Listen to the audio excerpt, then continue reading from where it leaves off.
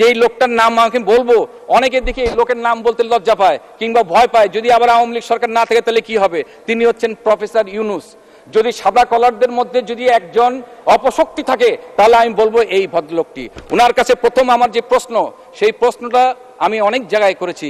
তিনি যদি বাঙালি হয়ে থাকেন, তিনি যখন নোবেল পুরস্কার নিয়ে বাংলার মাটিতে পা দিলেন, তখন যখন বাংলাদেশে এত সমস্যা হচ্ছিল, আপনি রাজপথে নেমে একবার শান্তির কথা বলেননি। আপনি বলেছেন নির্বাচন করতে হবে, বিএনপির অধীনে নির্বাচন হবে। এবং পরবর্তীকালে যখন দেখা গেল যে এই দীর্ঘ সময় আজ পর্যন্ত কোনোদিন এই লোকটি জাতীয় স্মৃতিসৌধে শহীদদের প্রতি কোনোদিনও সম্মান দেখানোর জন্য যায়নি। এই লোকটি কোনোদিন 21শে ফেব্রুয়ারিতে শহীদ মিনারে যাননি। আমার প্রশ্ন, আপনি কি বাংলার স্বাধীনতা বিশ্বাস করেন কিনা? আপনি কি আমার লাল সবুজের পতাকায় বিশ্বাস করেন কিনা?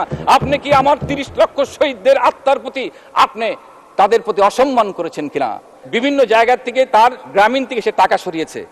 যে 13 লাখ টাকার জন্য মামলা খায়, আমরা বিভিন্নভাবে মামলা খাই, উনি শত কোটি হাজার কোটি, উনি এইভাবে বিভিন্ন জায়গায় দেখা যাচ্ছে বিদেশ থেকেও তার পক্ষে অনেক রকম অনেক কথা বলে। তার কারণ আমরা জানি, যতটুকু শুনতে পেরেছি, বিদেশ থেকে যখন টাকা আসে এই টাকার ভাগ আবার অনেক বড় বড় যারা মোরলরা আছে তাদের কাছে যায়। সেজন্য তারা তাকে উঠানোর চেষ্টা করছে এবং তার কিভাবে তাকে প্রোটেক্ট করা যায়। একমাত্র প্রধানমন্ত্রী শেখ হাসিনা আছেন বলেই সব বিচার কার্যক্রম বাংলাদেশ হয়েছে।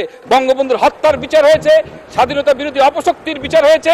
তার কারণ একবার মাত্র প্রমাণ করে দিয়েছেন তিনি, বঙ্গবন্ধু কন্যা কোনোদিনও মাথা নিচু করে না। এবং সারা বিশ্ব জানে আজকে শেখ হাসিনার সামনে দাঁড়িয়ে কেউ কোনোদিনও তাকে চোখ গরম করে লাল চক্ষু দিয়ে তার কোনো কাজ করাতে পারবে না। আজকে আমরা দেখতে পাই যে আজকে যারা রাজপথে আওয়ামী লীগের বিরুদ্ধে কথা বলে, তারা কারা, তারা কি করেছে অতীতে, এই প্রবৃদ্ধি দেখেই আপনারা বুঝতে পারি, আমরা বলতে পারি।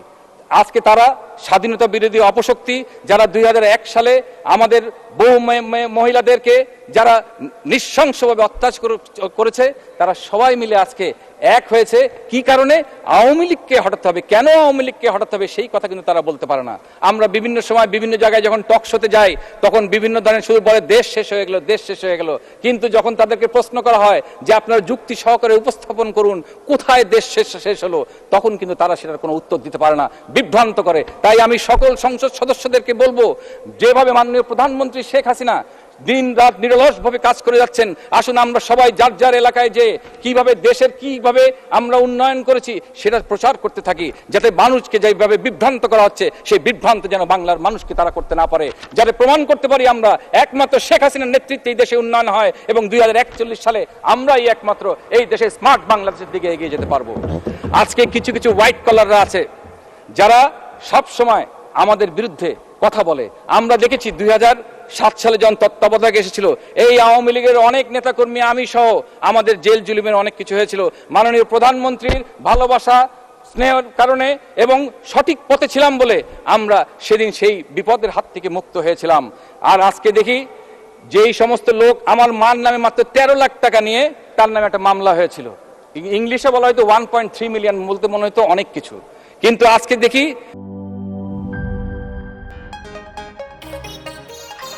এরাবিকা বিনের দারুণ অ্যারোমা নিয়ে এলো নতুন কফি হাউস ক্যাপাচিনো। সকালে বিকালে অকালে কফি হাউস ক্যাপাচিনো চাই সবকালে, অফিসে আড্ডায় কিংবা ফানে ক্যাপাচিনো থাকলে আর কি লাগে।